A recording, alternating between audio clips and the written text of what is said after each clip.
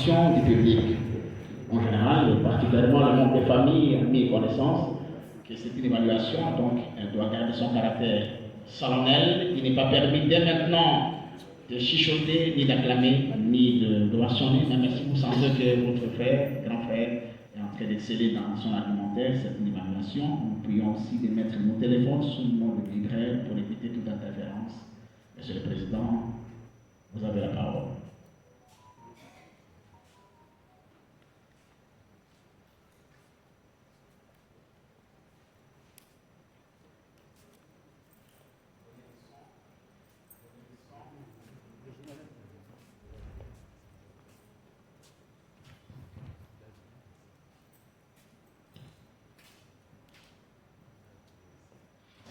Merci beaucoup pour la parole, monsieur le modérateur. Le jury va commencer son travail, mais comme il est de coutume, nous allons commencer par monsieur Emmanuel Toussaint Mandefou Kadioro Doudi. Monsieur Mandefou, vous avez présenté une thèse intitulée L'histoire entre mémoire et fiction dans deux romans contemporains, Édipe sur la route d'Henri Bochot et La guerre et la paix de Mounimambou, Kadoro, d'André Yokalié Moudaba, une lecture intertextuelle. Le jury vous demande de lui présenter la synthèse de votre étude et vous avez 20 minutes pour cela. Vous avez la parole. Merci beaucoup, monsieur le président du jury. Monsieur le président du jury, madame et messieurs les membres du jury, c'est avec une grande joie, doublée d'un profond sentiment de reconnaissance, que nous nous présentons devant votre jury, composé d'éminents professeurs et connaisseurs de la science, pour défendre notre thèse de doctorat intitulée L'histoire entre mémoire et fiction dans deux romans contemporains, Édipe sur la route d'Henri Bochot et La guerre et la paix d'André Yokalié Moudaba, une lecture intertextuelle. Guidé par le comparatisme littéraire à son aspect de l'intertextualité, il nous a plu de rapprocher ces deux romans contemporains pour retracer l'histoire au service de la mémoire et la fiction des auteurs. À l'issue de l'analyse de ces deux œuvres, plusieurs constats majeurs se sont dégagés. 1. Le mythe universel comme cadre. Dans Édipe sur la route, Henri Bochot revisite les figures antiques afin d'interroger les archétypes intemporels tels que l'errance, le destin et la réconciliation. Le mythe qui devient une structure symbolique qui transcende les contingences historiques. 2. La mémoire culturelle enracinée. Dans La guerre et la paix de Mounimambou Kadogo, André Yokalié Moudaba mobilise les récits oraux africains et les traditions locales. Ces mythes, tout en ayant une portée universelle, s'ancrent dans une réalité spécifique, celle du Congo et plus largement de l'Afrique francophone. La mémoire historique et traumatique. Chez Bochot, les guerres du XXe siècle hantent le récit. Édipe errant peut être interprété comme une métaphore des survivants, des exilés et des déplacés. La mémoire collective de la guerre se transpose ainsi dans une forme mythique, où l'errance devient le reflet de blessures de l'histoire. Quant à André Yokalié Moudaba, son roman porte la trace des cicatrices de l'exil et de la domination. Il met en lumière les séquelles laissées par la colonisation et ses prolongements post-coloniaux. Ici, la mémoire historique ne se limite pas a une dimension symbolique. Elle incarne directement dans les personnages et les situations, donnant chair au traumatisme vécu par les sociétés. La fusion des temporalités. Henri Bochot actualise le mythe antique pour qu'elle serve de miroir aux blessures modernes. Son récit devient une méditation sur la mémoire traumatique, transposée dans une forme universelle qui dépasse les frontières historiques. De son côté, André Yokani Moudaba inscrit le mythe africain dans des contextes précis: colonisation, indépendance, exil. Le récit se transforme ainsi à une archive vivante de l'histoire collective, où mémoire mythique et mémoire historique se rejoignent pour témoigner des expériences partagées. Convergence et divergence. Les deux auteurs mobilisent la mémoire littéraire comme un pont entre fiction et histoire, entre individuel et collectif. D'un côté, Henri Bochot privilégie une mémoire mythique, universelle, qui transcende les cultures et les époques. De l'autre côté, André Yokani Moudaba met en avant une mémoire enracinée dans l'histoire africaine et la tradition orale, donnant voix aux expériences spécifiques du Congo et de l'Afrique francophone. Dans ce qui précède, nous avons choisi de privilégier la méthode intertextuelle afin de mieux canaliser notre recherche. L'intertextualité, telle que la définissent ces spécialistes que nous reprenons en partie, se présente comme une approche permettant de mettre en relation les textes, de révéler les échos, les correspondances et les résonances entre différentes œuvres. Julia Kristeva l'a définit comme une interaction textuelle. Chaque texte est une mosaïque de citations, une transformation d'autres textes. Pour elle, la littéralité naît du dialogue entre différents pôles culturels et linguistiques. Michael Bakhtin, bien qu'il n'emploie pas le terme, son concept de dialogisme est fondateur. Le roman est un espace polyphonique où se confrontent divers discours. L'intertextualité reprend cette idée d'un texte comme lieu de rencontre de voix multiples. Roland Barthes, de sa part, affirme que tout texte est un intertexte.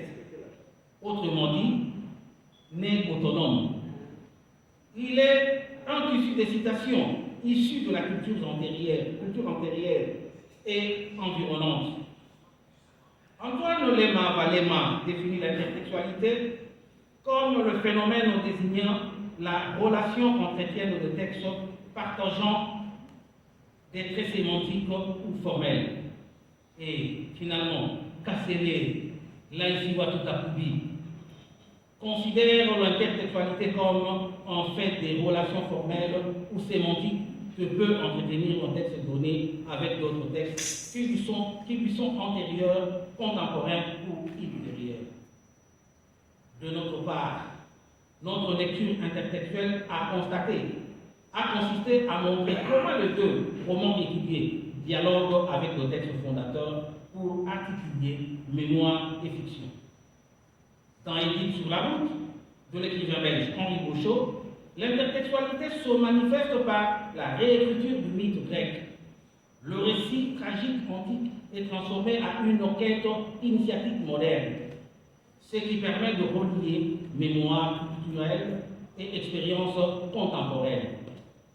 Dans La guerre et la paix de Monimamou Kadogo, de l'écrivain congolais Yokali Moudaba, l'intertextualité se déploie à travers la référence au roman de Tolstoï, mais transposé dans un contexte africain.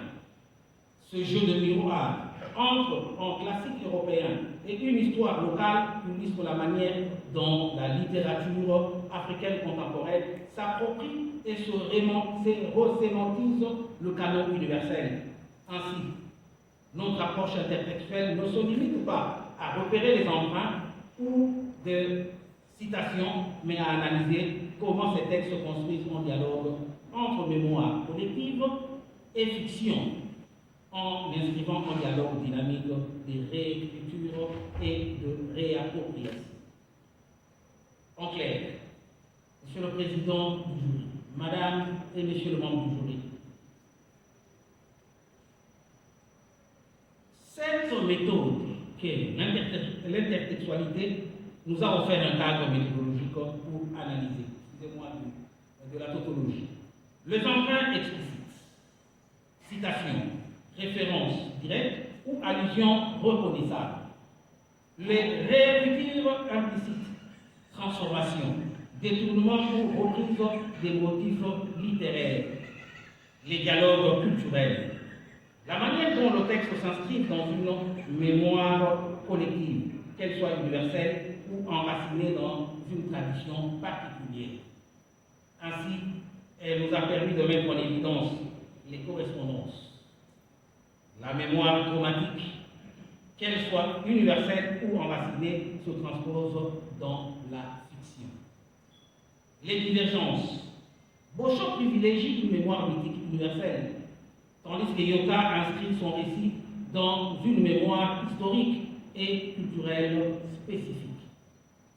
Enfin, nous avons compris que les deux auteurs mobilisent à la fois une dimension historique, faisant du roman un lieu de mémoire littéraire. Pour réussir notre démarche, nous avons divisé notre dissertation en 4 chapitres, outre l'introduction et la conclusion. Notre objectif principal dans cette recherche était d'analyser la manière dont les deux œuvres de notre corpus articulent histoire, mémoire et fiction, pour construire une narration intertextuelle révélatrice des enjeux identitaires, politiques et esthétiques propres à leur contexte culturel respectif. L'hypothèse générale est que la lecture intertextuelle dédite sur la route et la guerre et la paix des monuments de Kadogo montre que la fiction constitue un espace privilégié où mémoire individuelle et mémoire collective se rencontrent, se transforment et se transmettent dans la présentation des contextes historiques violents. Par leur stratégie narrative et intertextuelle, ces romans révèlent que la littérature ne se limite pas à refléter l'histoire, mais qu'elle participe activement à sa réélaboration symbolique et critique. Le premier chapitre, intitulé Cadre conceptuel et théorique, nous a servi de définir les notions clés mobilisées dans l'analyse de romans. Histoire, mémoire, fiction, ainsi que d'autres concepts connexes. Il s'agit de déterminer si ces concepts possèdent des frontières épistémologiques strictes ou il existe une porosité conceptuelle permettant des interactions entre espèces. Cette réflexion théorique nous a permis de comprendre comment la fiction peut distinguer avec l'histoire et la mémoire. Le deuxième chapitre, Édipe sur la route et la guerre et la paix des monuments de Kadogo et l'histoire. Dans ce chapitre, on a examiné si les écrivains de deux œuvres étudiées se sont réellement inspirés de faits historiques qu'ils ont ensuite transformés en fiction. Ce deuxième chapitre a effectivement montré que les récits d'Henri Beauchamp et d'André Yoka s'inscrivent dans des réalités historiques et géographiques précises. Les détails analysés, mythologie, guerre, noms de lieux et des personnages, coutumes et rites témoignent d'une approbation consciente de l'histoire et de la culture locale, qu'ils transposent dans un cadre fictionnel. Le troisième chapitre, Édipe sur la route et la paix des monuments de Kadogo et la fiction. Le troisième chapitre analyse la relation entre fiction et l'histoire. Il montre que la distance souvent perçue entre le roman et l'histoire est transcendée par une critique qui subvertit les modalités énonciatives du passé. La fiction revisite l'histoire et détourne ses paradigmes, permettant une réinterprétation des mémoires collectives. Cette analyse met en lumière les rapports d'homologie entre ces deux genres, souvent négligés par la critique traditionnelle. Le quatrième chapitre, enfin, qui est le dernier, s'est proposé d'analyser la manière dont chacun de ces auteurs, à partir des contextes culturels et historiques distincts, construit une écriture qui interroge le rapport de l'homme à son passé et à son destin. Il entend montrer que chez l'un comme chez l'autre, la fiction n'est pas simplement ornement narratif. Elle est le lieu où se rejoue la mémoire, où se réinvente l'histoire, où se dessine une éthique de la transmission. Nous avons fini par comprendre que l'idéologie prônée par ces deux auteurs dans leurs œuvres est l'humanisme. Cette approche humaniste chez les deux écrivains, dont l'engagement se manifeste à travers le choix de termes et la caractérisation de personnages, chacun représentant une catégorie spécifique d'êtres humains. Leur imagination créatrice permet de donner une inspiration féconde, enracinée dans la réalité sociale et historique, et non issue d'une abstraction vide. Par cette démarche, les auteurs atteignent leurs objectifs, éveiller la conscience du lecteur et susciter une réflexion sur les comportements humains et les pratiques sociales. Monsieur le Président, Madame et Messieurs les membres du jury, dans l'analyse intertextuelle menée, il ressort que dit sur la route, dans le show, et la guerre et la paix de Monima Moukadoro d'André Yokani Moudaba, bien qu'issus des traditions différentes, se rejoignent dans leur volonté de faire du roman un lieu de mémoire littéraire. L'un privilégie l'universalité du mythe, l'autre l'avancement historique et culturel. Mais tous deux démontrent que la fiction peut devenir un espace de transmission et de réflexion de l'histoire. Notre travail a ainsi montré que la littérature, en croisant mémoire et fiction, ouvre un champ de dialogue entre culture, temporalité et expérience humaine. Monsieur le Président du jury, Madame et Messieurs les membres du jury, nous avons fini notre allocution et nous vous laissons entre vos mains. Merci beaucoup.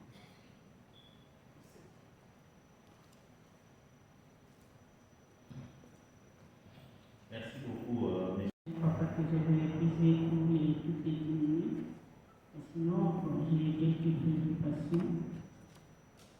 Et je dois quand même commencer par féliciter les récipiendaires, parce qu'il a vraiment fourni beaucoup d'efforts jusqu'à produire ce travail, ce n'est pas peu, ce n'est pas donné vraiment à tout le monde. Donc, on arrive à une tête, on arrive au sommet. Et après cela, on devient plus humble parce qu'on ne voit plus, comme disait un professeur, après un professeur, c'est seulement Dieu. Donc, je vais quand même poser une petite question et présenter aussi au chef de travaux Mandefou quelques préoccupations. Pendant la pré-soutenance, comme vous l'avez dit, Monsieur le Président, on a eu à discuter avec lui et il nous avait donné le premier exemplaire de sa thèse. Et je l'ai lu du début jusqu'à la fin, je viens de le dire, parce que des fois on dit que le prof ne lise pas, ils lisent l'introduction, ils lisent la conclusion, c'est fini, mais j'avais lu son travail du début jusqu'à la fin de ma vidéo. Donc j'avais eu à lui proposer à lui présenter les préoccupations, les corrections qu'il devait apporter. Et là, je me suis rendu compte que j'ai comparé avec la première feuille qu'il m'avait donnée par rapport à celle-ci. Premièrement, la présentation est magnifique, j'ai vraiment beaucoup aimé. Et j'ai compris que la première brique, c'était juste pour que nous puissions lire, mais il a fourni beaucoup d'efforts, la présentation est fluide, c'est très beau, c'est vraiment à garder dans la bibliothèque. Mais ce que je n'ai pas compris, peut-être dernièrement on avait assisté à une formation sur l'écriture scientifique. Le chef des travaux a bien présenté le début de son travail. Et quelque part, il présente la division du travail. Je ne sais pas si ça a changé depuis ma rédaction de la thèse, mais bon, j'ai continué quand même à lire beaucoup de thèses pour corriger, surtout que nous sommes du département du français. Beaucoup d'autres collègues viennent avec leurs thèses pour qu'on puisse corriger un peu des grammaires, moi je suis grammairienne. Mais la division du travail, je vois que chaque fois c'est toujours la même chose. Mais ce que je constate dans le travail à ma présence, à la page 17e, c'est bien dit division du travail. La présente dissertation doctorale se structure en 4 chapitres. Ce que moi je sais, quand on donne les 4 chapitres, on cite juste le premier chapitre, tel le deuxième chapitre. Mais ici, vous parlez de division du travail, vous n'énoncez pas l'introduction générale. Et les corps, c'est vrai, vous avez donné les 4 chapitres, mais en les résumant, je ne sais pas si c'est différent maintenant. Et à la fin, je ne vois pas là où vous énoncez la conclusion générale. Donc vous citez les 4 chapitres comme subdivision, sans même parler de l'introduction générale. Et à la fin, 4e chapitre, à la page 18e. Et à la fin, c'est avant toute analyse et présenter les 2 auteurs du corpus afin de situer leur trajectoire et leur perspective littéraire. Il n'y a pas de conclusion générale. Donc, cette division du travail, ça m'a un peu étonné. Je ne sais pas si c'était à innover ou c'est ça la nouveauté. Ça, c'est juste une préoccupation. Mais ma question est celle-ci.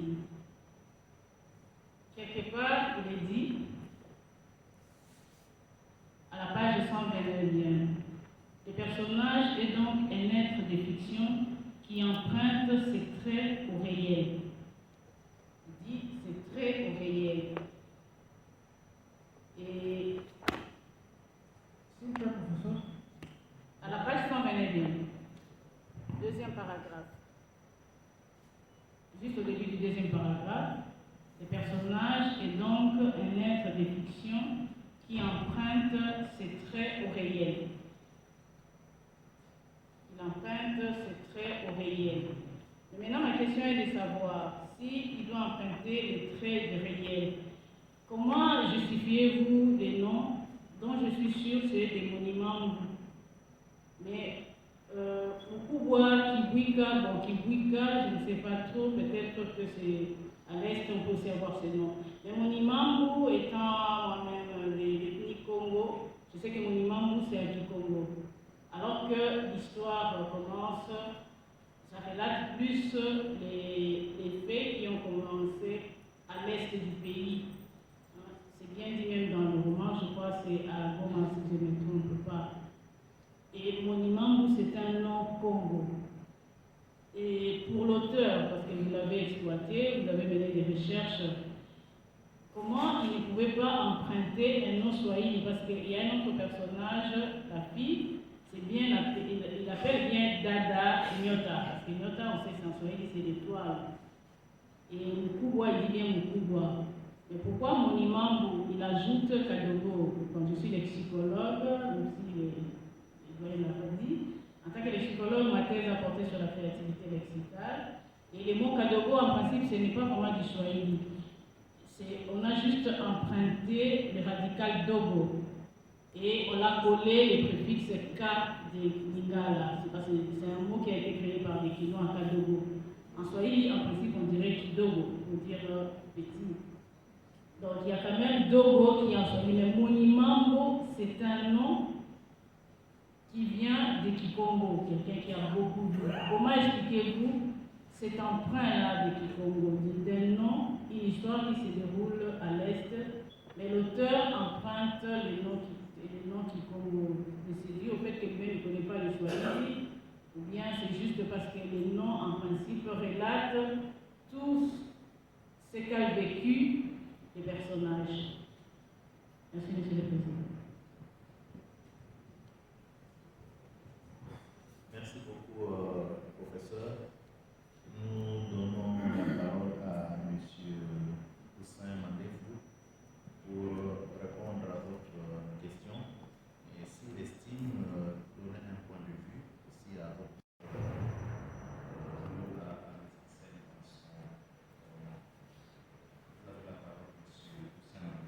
Merci, Monsieur le Président du jury. Je remercie Madame la professeure, membre du jury. Les remarques, les observations, j'en fais mienne et je vais corriger parce qu'après ici, je crois, si vous m'autorisez de porter les tenues que vous avez, je vais commencer à... passer directement à la question. Merci, Monsieur le Président. La question de la professeure est de savoir, là où je dis, le personnage est donc un être de fiction qui emprunte le trait au réel. C'est trait au réel. C'est vrai, Madame la professeure. Ça relève de la magie de la fiction, de l'écrivain. Lorsque l'écrivain écrit son roman, il devient un peu méticuleux dans le choix de noms qu'il donne à ses personnages. Il tient compte de l'histoire. Mais pour revenir à mon imam, si je comprends bien, Yokali Moudaba, connaissant le mythe de mon imam, bien sûr dans la culture Congo, mon imam c'est un aventurier. Mon imam il vient, il bouffe les arachides et il mange aussi les enfants. C'est un aventurier hors pair. Et dans la société, souvent lorsque on dit de quelqu'un, faites attention, celui-là c'est un mon imam, il y a deux possibilités. Soit quelqu'un qui a vécu plusieurs aventures, qui a surmonté plusieurs difficultés dans la vie, soit alors c'est un aventurier hors pair, il faut l'éviter. Mon imam ou à mon amaka, il a vécu plusieurs aventures. Et lorsque nous faisons la comparaison entre mon imam, enfant soldat, évidemment, on sent que les deux sont des aventuriers. L'un, bien sûr, dans la mythologie, mais l'autre, on a vécu le Kadogo ici. Et les aventures, d'ailleurs une guerre, c'est une aventure, bien qu'elle soit périlleuse. Et lorsqu'il ajoute mon imam Kadogo, je pense qu'il veut démarquer, ou faire démarquer à ses lecteurs son mon imam. Il veut faire une démarcation entre mon imam de Yokali et Moudaba, personnage dans La guerre et la paix de mon imam, et le mon imam de Bantan. Mon imam. Et il ajoute l'adjectif Kadogo. Déjà, au niveau de nous autres comparatistes, le mot Kadogo nous a donné de l'eau ou la salive dans la bouche. Parce que lorsque nous sommes tombés sur l'ouvrage, La guerre et la paix de mon imam, on se croirait dans les aventures de Zamenga Batukezanga, qui a parlé aussi de mon imam, des aventures de mon imam. Mais ici, on dit Kadogo. Donc, le qualificatif qu'on avait donné aux enfants soldats qui sont venus avec Nzé Laurent Désiré Kabila.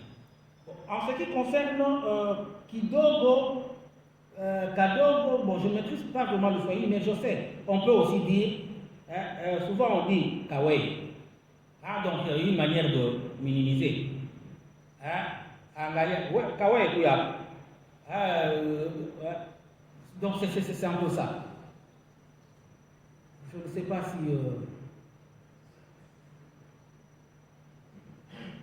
c'était une question, je pense que je ne sais pas si la professeure est satisfaite.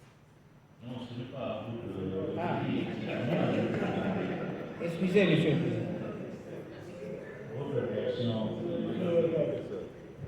Merci beaucoup, monsieur le président. Il faut comprendre avec cette rendez-vous, c'est vraiment moi qui soutiens la thèse. Sinon, je suis très satisfaite. Mon souci, c'était pas sur Kadogo Kidogo. Là, j'ai juste précisé parce que dans la thèse, j'ai ces mots-là, des Kadogo Kidogo, je devais expliquer. Mon souci, c'était mon imam que vous avez vraiment très bien expliqué. Je suis vraiment content. Merci beaucoup pour la réponse.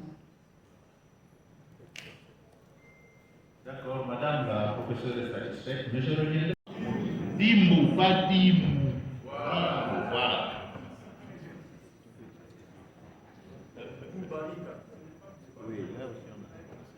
Merci bien. Bon voilà, je remercie l'équipe d'accompagnement pour m'avoir associé à ce débat. Ça m'a permis de voir autre chose. Et Edith m'a rappelé mes débuts dans l'enseignement supérieur. J'ai écrit une plaquette avec le fait professeur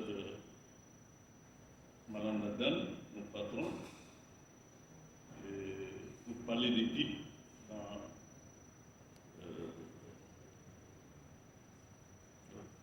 dans sa triple dimension. Édipe roi, mythe d'Édipe et complexe d'Édipe. Ça signifie que votre thèse m'a vraiment intéressé. Et nous avons eu le temps d'échanger parce que les vrais débats, les vrais échanges, c'est au niveau du privé. Et nous l'avons fait à fond. Et je constate que M. Mandefou, c'est quelqu'un qui est non seulement enseignable, mais il est d'une intelligence supérieure. La preuve, c'est cette thèse qui est bien écrite, bien négociée, au point qu'à ce niveau, j'ai juste une petite question. Vous savez, lorsqu'on va vers cette aventure, la thèse de doctorat, il y a deux choses majeures. On voudrait voir cette dissertation, quelle est sa palette scientifique, et les deux, quelle est votre contribution personnelle. Voilà, Monsieur le Président, c'est ma contribution. Merci beaucoup, Monsieur le Professeur. Monsieur Toussaint Mandefou, vous pouvez répondre aux deux préoccupations du professeur Asia, que vous avez bien entendu. Merci, monsieur.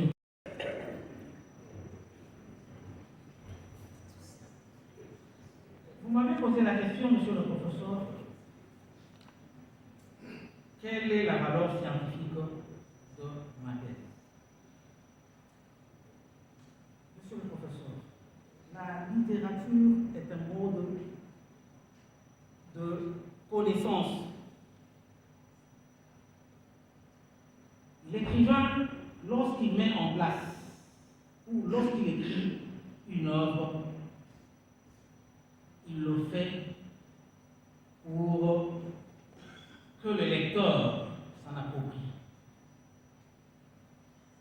Mais maintenant, tout le monde n'est pas lecteur, ou tout le monde peut être lecteur, mais tout le monde n'est pas spécialiste de la critique littéraire. Nous avons fait un effort de mettre ensemble, ou comment dire, de comparer deux ouvrages, deux romans écrits d'abord par deux auteurs de continents différents. Il y a un Européen, Henri Gauchot, qui est belge, et Yobali Moudaba, qui est congolais de la République démocratique du Congo. Ces deux textes sont écrits dans des contextes différents. Je l'avais dit dans mon circonstance que Yokali Moudaba revisite le mythe d'Oedipe, vous l'avez dit, qui nous a donné le contexte d'Oedipe de Freud, que vous maîtrisez mieux d'ailleurs. Yokali Moudaba revient sur la guerre de l'AFDEL en République démocratique du Congo. Nous avons fait un effort d'exploiter la méthode intertextuelle, nous l'avions dit. Le texte dans le texte, ça peut être l'histoire dans l'histoire. Aucun texte n'est, comment on dit, nex nihilo. donc provient du néant. Nous avons fait cet effort-là. Nous avons utilisé, et je crois, c'est à vous de juger, nous avons bien maîtrisé la méthode intertextuelle. Parce que peut-être vous pouvez comprendre, le public peut-être ne comprendra pas. Quand nous disons l'intertextualité, le texte dans les textes, on y trouve de citations que vous devez comprendre à partir de votre lecture, qui vous renvoient dans un texte que vous avez déjà lu, ou dans une histoire comme, que vous avez déjà entendue. Et même dans nos chansons populaires, monsieur le professeur, on y trouve. Voyez, Likita qui chante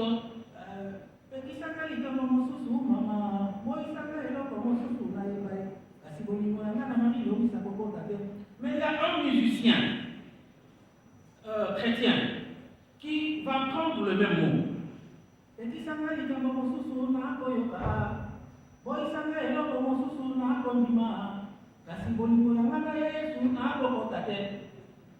Vous comprenez que ce sont les mêmes paroles. Ce sont les mêmes paroles prononcées par deux musiciens. L'un, on dit, comment on les appelle, profane, mais l'autre, chrétien. Il chante l'amour. L'un chante l'amour pour une femme, l'autre pour Dieu. Pour revenir à mon travail, monsieur le professeur, je crois que la valeur scientifique de ma dissertation doctorale demeure dans le fait d'avoir réussi à mettre ensemble, à faire la comparaison de ces deux textes issus des contextes différents et aussi avoir réussi, je vais mettre un petit peu parce que là, c'est à vous de dire l'application de la méthode intertextuelle. Je ne sais pas si... Un défaut, parce que mon nom a échappé au massacre. Parce que vous avez massacré presque tous les noms, sauf le nom de votre promoteur et du professeur Pémé. C'est une grâce.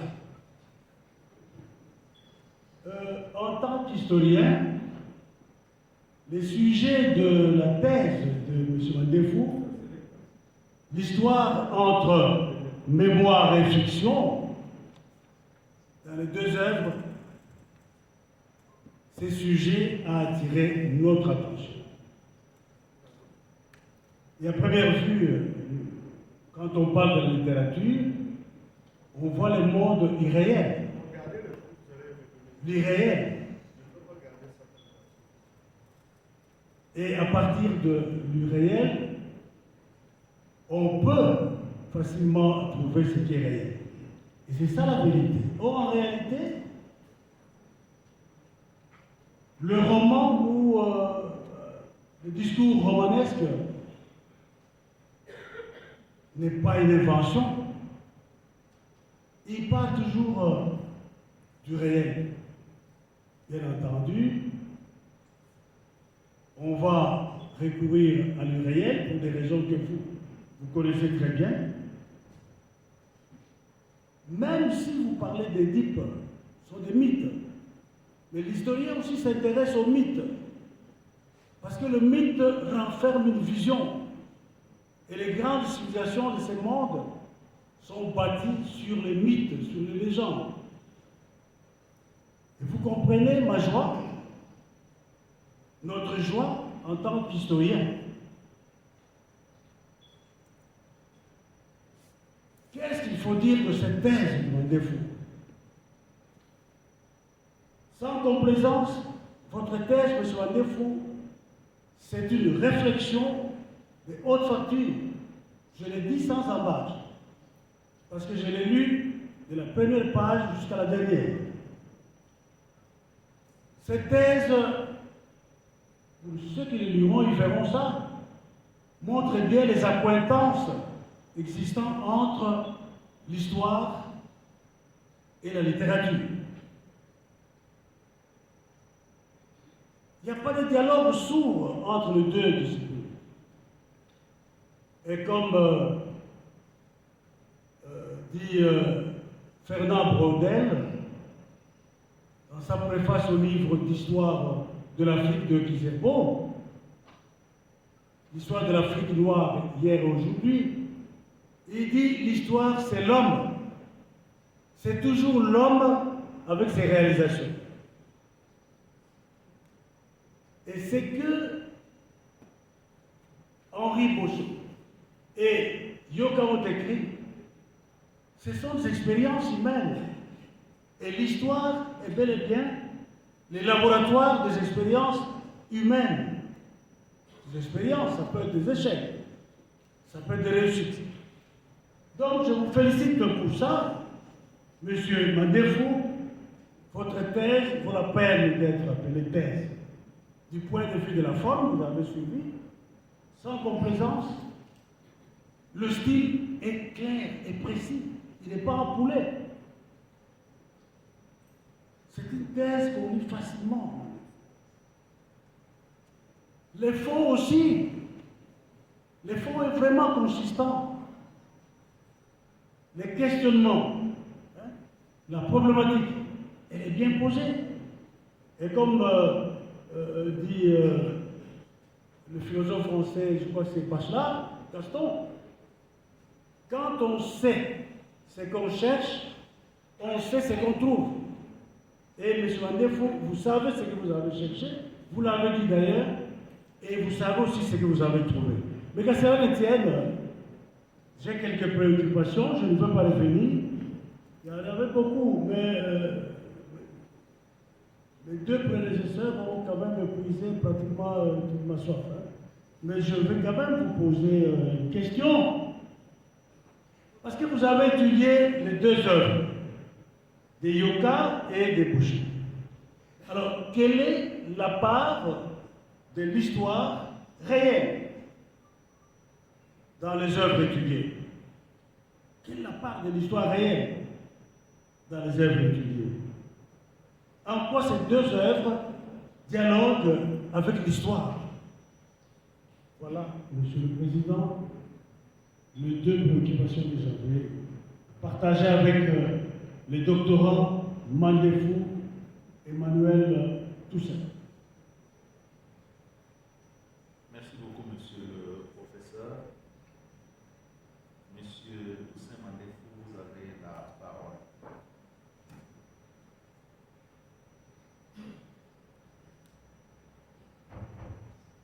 Merci beaucoup, Monsieur le Président. Je remercie le professeur Pembele. Il vient de me poser une question avec une sous-question. Quelle est la part de l'histoire réelle dans ces œuvres? Monsieur le professeur, on dit souvent qu'il n'y a pas de la littérature, il n'y a pas de littérature sans histoire, comme il n'y a pas d'histoire sans littérature. La part de l'histoire réelle est grandement remarquable dans ces deux œuvres. Les deux auteurs ont puisé, se sont inspirés de l'histoire, je dis, réelle. Parce que tout à l'heure, vous avez parlé de la mythologie.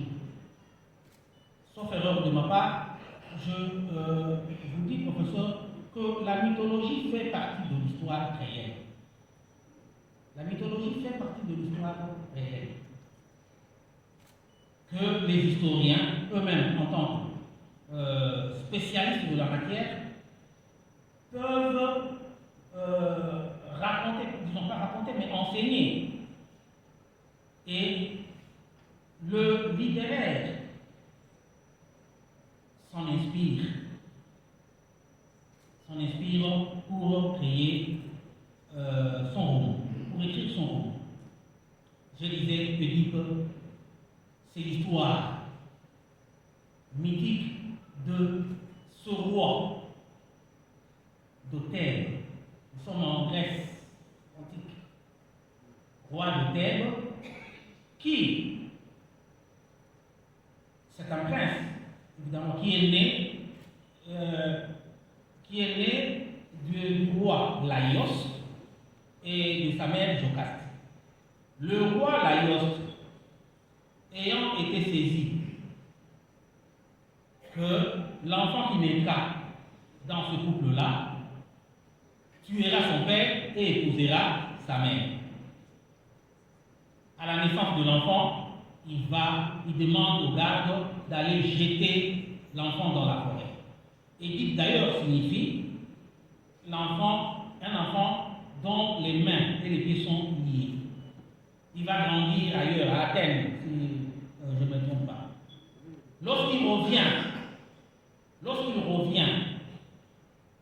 à Thèbes, en cours de route, il croise un vieux roi.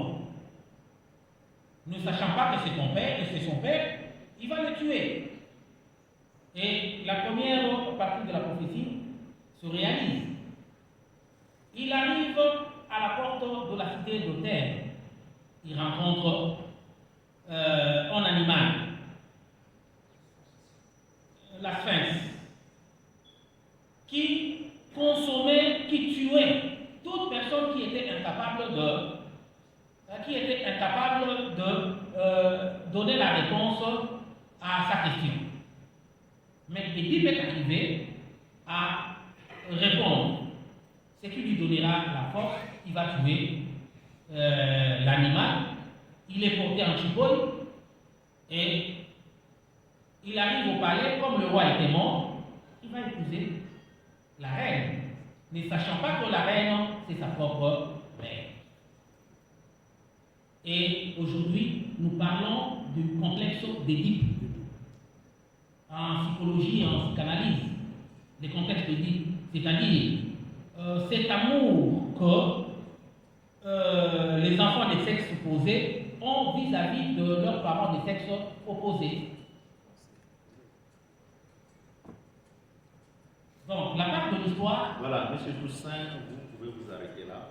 C'est ce que demande le professeur Pépé, qui doit certainement être satisfait. Il faut dire que M. Mandefou, vous êtes formidable. Vous avez bien maîtrisé vos leçons de 3e année, ou maintenant on appelle 7e. Hein? 7e année. Vous n'avez pas oublié même les détails, mais c'est grave. Félicitations, M. Mandefou. Non, je suis vraiment en plus. Merci. Merci beaucoup, monsieur le professeur. Je m'accorde maintenant. Votre thèse fait voir ce que mobilise un écrivain dans la conception d'une œuvre littéraire, la mémoire et la fiction. La mémoire est ce qui le caractérise, lui appartient en quelque sorte, tandis que la fiction relève de l'invention, de la création. Voilà pourquoi une œuvre littéraire est considérée comme une œuvre d'imagination. Une imagination que l'auteur fait fonctionner pour obtenir quelque chose de particulier. Celui-ci a pourtant comme ressource la mémoire qui l'outille en faisant émerger en lui l'histoire qu'il a apprise, ce qu'il a pu observer au cours de sa vie, qui peut aussi être sa propre histoire. À cela s'ajoute son expérience de la vie. Même si le schéma paraît quasiment le même, pour d'autres types de production, l'imagination offre à l'auteur plus de liberté sur le plan de la forme. Une forme qu'il travaille à sa guise et non à la manière d'un sociologue ou d'un historien censé se soumettre à certaines contraintes. Ici, seuls les canons littéraires parlent. C'est la raison pour laquelle l'appréciation d'une œuvre littéraire tient à la fois compte du fond et de la forme, car une œuvre littéraire ne vaut que par l'un ou l'autre aspect. Ne vaut pas que j'allais dire, excusez-moi, par l'un ou l'autre aspect, mais par les deux à la fois. Votre étude, M. Toussaint Mandefou, en a tenu compte, quoique sur le plan de la forme, elle ne se soit pas étendue à l'interrogation de certaines occurrences de formes langagères, Les approches choisies l'expliquent sans doute. Je parle d'approche au pluriel, car l'intertextualité se double dans votre étude de la narratologie. Mais vous faites peu mention de cela. Il y a là la narratologie aussi, que vous avez appliquée à la deuxième partie de votre étude, la fiction. S'il convient donc de se limiter là, je dirais que vous avez atteint les objectifs que vous êtes fixés, quoique le souhait ait été de creuser davantage à la manière du laboraire et ses enfants.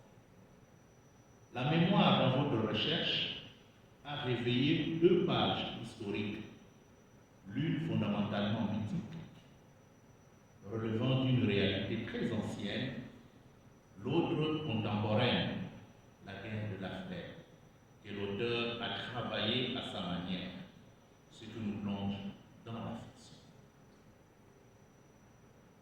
Vous avez dégagé des articulations dans les 2 romans de cet aspect, de manière, je dirais même, heureuse. Félicitations à vous. Et je ne veux pas m'arrêter là parce que j'ai 2 questions à vous poser. La première est la suivante. Je disais que j'allais revenir de quelque manière à la question que la professeure Toa vous a posée. Et la mienne est formulée de la manière suivante. Quel lien peut-on établir entre la figure de Monimambou et celle de Kadogo dans le roman? Ça, c'est la première question. La deuxième, l'intertextualité ouvre un champ vaste. Pourquoi vous êtes limité à l'histoire dans son application, alors que grâce à elle, il était possible d'étendre votre étude aux formes langagères? Et quand je parle de formes langagères, ici, je peux prendre un exemple. Malheureusement, cette page-là est partie, mais sur la couverture, on peut voir ça. La manière dont Yokale Moudaba a intitulé son roman « La paix et la guerre de Monimambou, Kadogo ». Et quand on regarde là, il a mis Kadogo entre guillemets. Ça peut se justifier, ou ça se justifie, je dirais, même littéralement parlant. Il était possible de creuser, d'aller jusqu'à ce niveau-là. Mais bon, les approches que vous avez choisies, comme je l'ai dit, l'intertextualité, la dimension historique et la narratologie, vous ont limité à ce que vous avez produit. Vous pouvez tout de même répondre à les 2 questions. Merci, Monsieur le Président.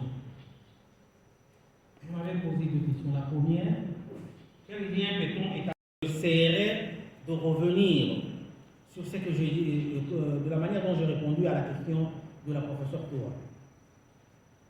Monimambou, c'est quoi l'avoir dit? C'est un aventurier. Mais ici, le Monimambou ici n'est pas le Monimambou Ntana. C'est un personnage venu de l'Est. Et je crois, l'adjectif Kadogo nous a aidés, nous lecteurs, de comprendre que de faire la différence. Ce Kadogo-là, dont Monimambou, c'est un Kadogo. C'est un enfant soldat qu'on a amené à Kinshasa par l'AFDEL. Je crois qu'il y a une différence. Je l'avais dit, mais ici, Kadogo vient renforcer le nom de Monimambou pour le distinguer de Monimambou l'aventurier. La deuxième question. Alors, pourquoi j'ai posé cette question? On va y aller.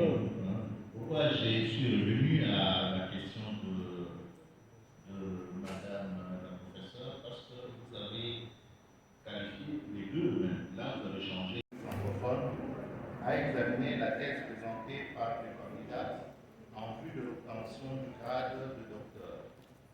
Après délibération à huis clos, le jury a pris la décision suivante. Messieurs le chef des travaux, Mandefou Kadiogo Dodi Emmanuel Toussaint, a réussi à l'ensemble de l'épreuve avec la mention grande distinction.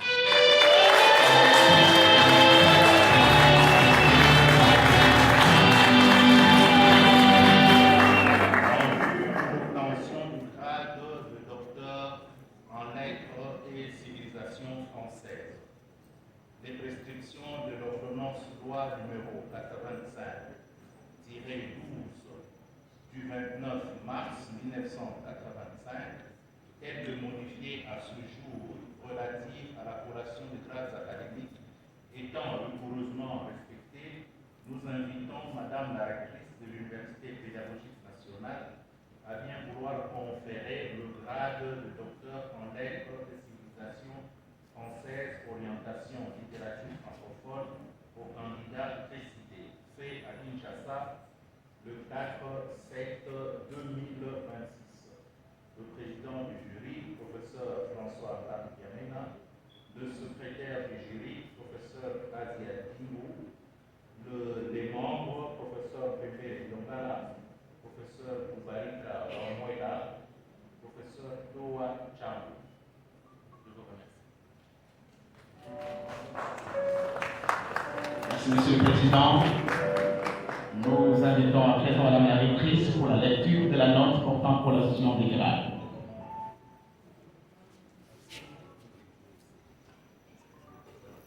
Nous, professeurs ordinaires Yvonne Ibé Bekebomangwa Saïla, rectrice de l'Université pédagogique nationale, vu le procès verbal du jury chargé de procéder aux examens, la dernière épreuve en vue de l'obtention du grade de docteur en lettres et civilisation française, orientation, littérature francophone de M. Mandefou Kadiogo Dodi Emmanuel Toussaint, entendu que toutes les prescriptions de l'ordonnance loi numéro 85-012 du 29 mars 1985, telles que modifiées à ce jour, relatives à la collation des grades académiques ont été respectées, conférant au candidat précité le grade de docteur en lettres et civilisation française, orientation en littérature francophone. Ces candidats, à la jouissance de tous les droits attachés au grade académique obtenu conformément à l'ordonnance loi précitée. Fait à Kinshasa le 4 juillet 2026, Yvonne Ibé Bekebomangwa Saïla, professeur ordinaire.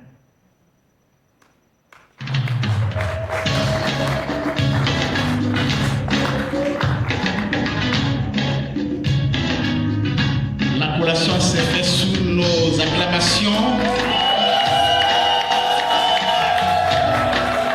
Le vénérable docteur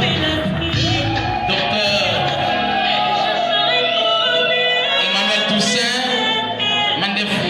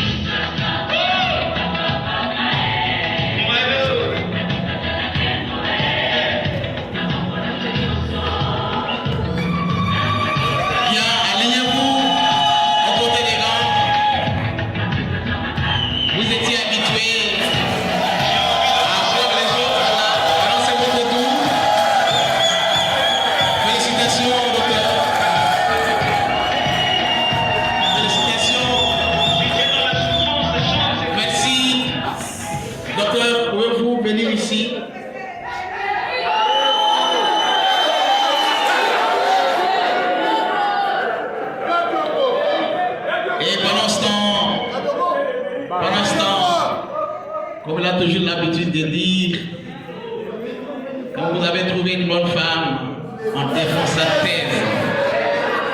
Nous invitons Madame Emmanuelle Toussaint avec la jette de fleurs pour un baiser doctoral à son...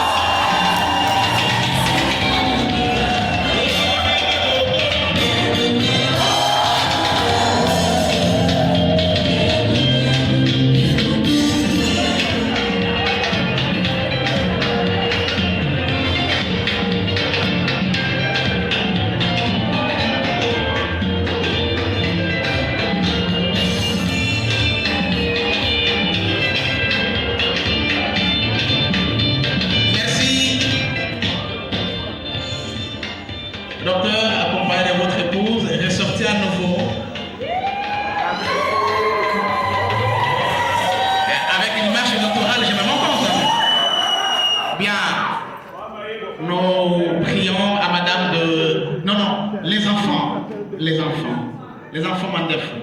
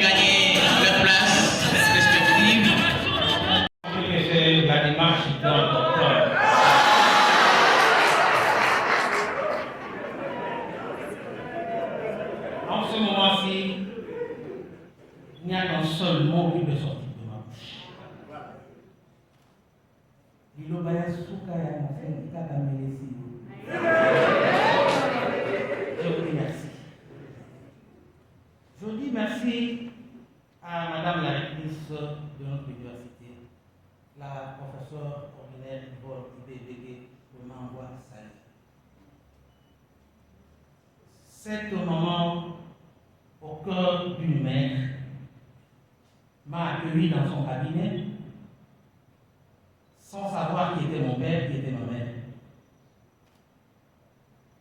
Elle m'a accepté avec mes défauts et peut-être les qualités.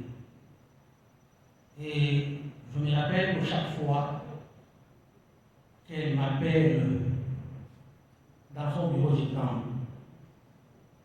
Je demande aux amis qui sont au protocole, ma salle est mais quand vous arrivez, elle vous accueille avec un sourire, elle vous prodigue des conseils, elle vous donne des consignes, ce que vous devez faire en tant que chargé de communication. Merci. Le secrétaire général à la recherche, professeur Nkouni, vient de Makat. Avec son sourire légendaire, on est toujours ensemble quand on est ici, des conseils, tout ça. Le secrétaire général académique, la même chose. Je ne parlerai pas de Maman Info, l'abbé. Merci. La secrétaire générale administrative et le président, je dis merci à tout le comité. Je remercie ma faculté de lettres et sciences humaines. Monsieur le doyen, merci. Mon département représenté par la professeure, j'ai souvent l'habitude de l'appeler mon héritage, que le professeur Kasseli m'a laissé. La professeure utilise Merci. Je me retourne du côté de mes encadreurs. Professeur Moubari Damouniwa Babade, c'est depuis le graduat que nous avons commencé. Ça peine plus m'a aidé à évoluer. Maître, merci. Professeur François Lambou Diamène. Si le prof Lambou tient votre texte au retour, vous avez un texte qui sert. Un jour, ma fille Vénancia, qui vient d'obtenir son diplôme d'État avec ses 35% hier, m'a posé la question, papa, ce texte ici, c'est vous qui l'avez écrit, et comment on a corrigé comme ça? J'ai dit, c'est lui qui a corrigé, il connaît le français mieux que moi. Merci. Professeur Gisèle Touré. Merci. C'est depuis l'UNIKIM quand on était au bureau de la secrétaire générale à la recherche que nous nous sommes retrouvés. Et chaque jour, elle me tapait sur la tête. Termine ta thèse. Termine ta thèse. Merci. Professeur Atiadimou, Agi Adimou, Aboumangoka. À chaque voyage du professeur Agi Adimou, je ne manquais pas un ouvrage. Il m'appelait, viens chercher, j'étais amené, il me l'envoyait, soit par le canal de quelqu'un. Et la veste que je porte, c'est lui qui me l'a apporté de l'Europe.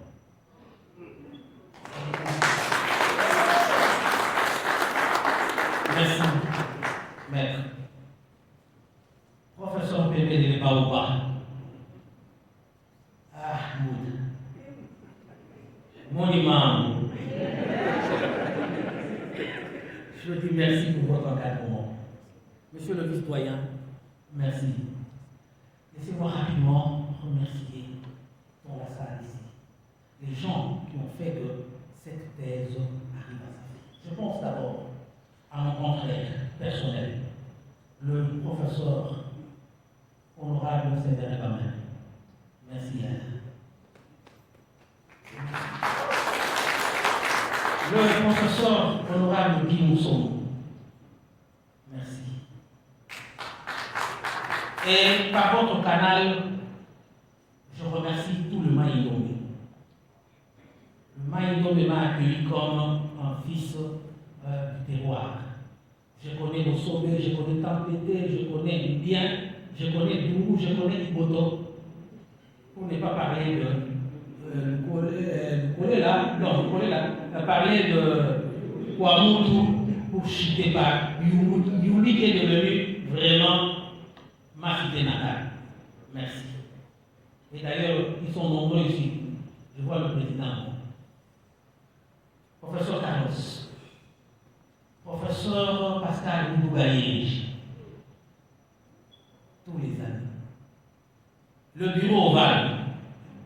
Merci. Matodo Diabanza, mon complice de tous les jours et de tous les temps. Bayekula, quantité à Diamond. Je ne saurais, compte tenu du temps,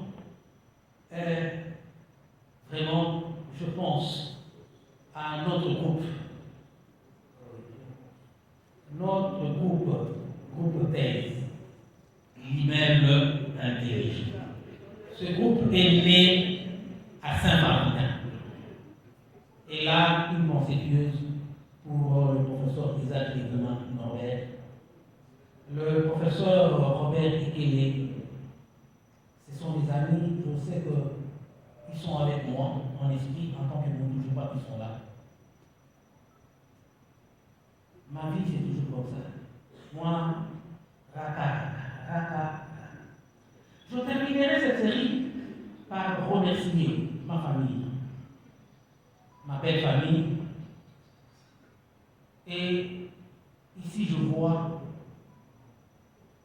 l'honorable